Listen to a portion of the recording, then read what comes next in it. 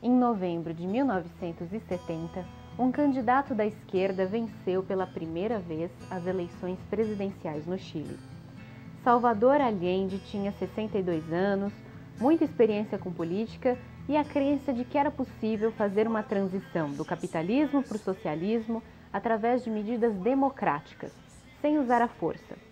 Era uma estratégia bem diferente de outros líderes revolucionários do século XX, como Lenin, Mao Tse-tung e Fidel Castro. Allende nacionalizou as minas, a principal fonte de riqueza natural do Chile, aprofundou a reforma agrária, estatizou bancos e empresas multinacionais, tabelou preços. Mas 3 anos depois da posse, em setembro de 73, um golpe militar apoiado pela classe média e pelos Estados Unidos pôs fim no socialismo chileno. Um novo regime capitalista e ditatorial foi estabelecido sob o comando do general do exército Augusto Pinochet, que governaria por quase 20 anos. Salvador Allende morreu no mesmo dia do golpe, dentro do Palácio Presidencial. Segundo alguns, ele se suicidou. Segundo outros, foi assassinado. E o que isso tem a ver com literatura? Isso tem tudo a ver com literatura.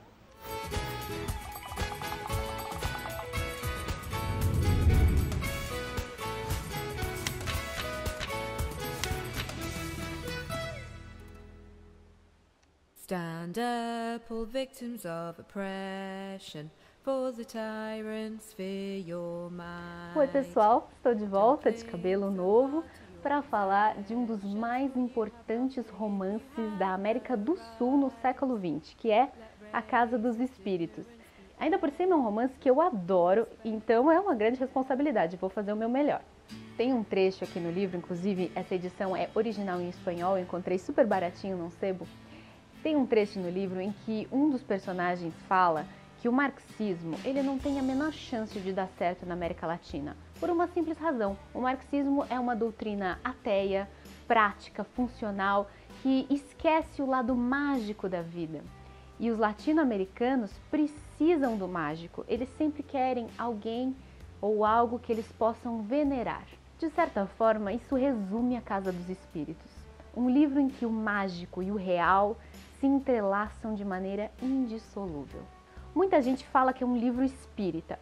Não é. Pelo menos não espírita como Allan Kardec definiu.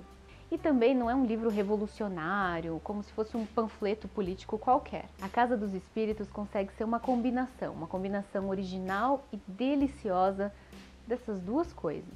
Resumir a história é bem fácil. A Casa dos Espíritos fala da trajetória da família Trueba, que tem mulheres extraordinárias e um único e terrível patriarca.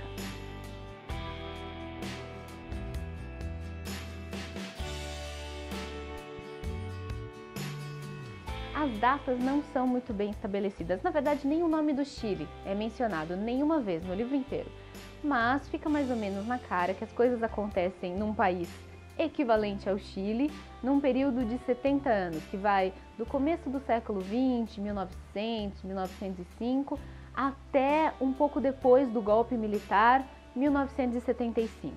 Nesses 70 anos, a gente acompanha a história de crescimento econômico de um homem chamado Esteban Trueba.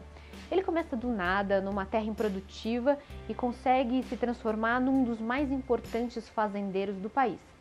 E a gente acompanha também a história dele com a mulher, a Clara, a filha, Blanca, e a neta, a Alba. Essas são as 3 personagens femininas maravilhosas desse livro. Clara, Blanca e Alba. São 3 nomes que significam a mesma coisa. Mas não é por obsessão pela pele branca, não. Mas é porque essas 3 mulheres têm a mesma inclinação para a clarividência, para o mundo mais além.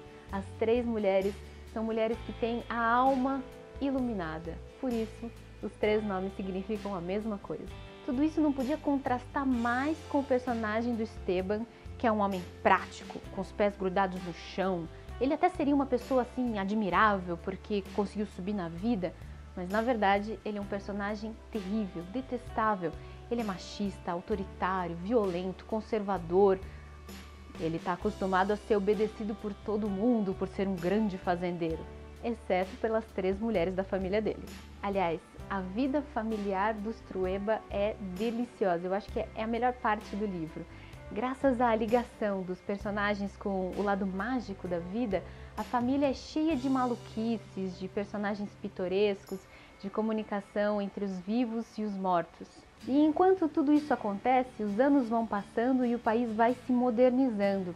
Então vai ficando para trás aquele passado colonial, as ruas vão se enchendo de carros, os trabalhadores do campo e da cidade começam pela primeira vez a reivindicar seus direitos e as velhas oligarquias começam a ser pela primeira vez ameaçadas a deixarem o poder, até que finalmente os socialistas vencem as eleições.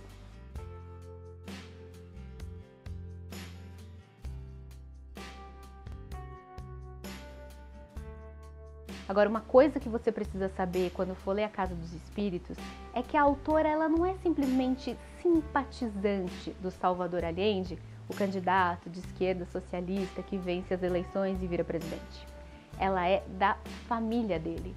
Pois é, a Isabel Allende é uma sobrinha de segundo grau do Salvador Allende, toda a família dela de alguma maneira envolvida com política e ela já era adulta, ela se lembra do momento do golpe militar, quando os militares invadiram o Palácio Presidencial, tiraram o tio dela da presidência à força, no mesmo dia ele morreu, e ela sentiu toda a perseguição, não só das pessoas que apoiavam Salvador Allende politicamente, mas da própria família dele. Ela e a família precisaram fugir, porque senão eles iam ser assassinados, torturados, o que aconteceu com muitas pessoas nesse período. A ditadura do Chile foi bárbara. Até hoje, ela não voltou para o Chile. Ela reconstruiu a vida nos Estados Unidos, mora lá até hoje e construiu uma respeitável carreira de escritora. Até hoje ela escreve muito, sempre escreve sobre o Chile e sobre a América Latina. A Casa dos Espíritos foi justamente o primeiro romance dela que fez muito sucesso no mundo inteiro. Agora, uma coisa importante, mesmo que a Isabel Allende tenha sido ameaçada e perseguida, a gente não percebe na Casa dos Espíritos nenhum sinal de rancor ou de amargura. Muito pelo contrário, a grande mensagem da Casa dos Espíritos é que a vida é mesmo mágica.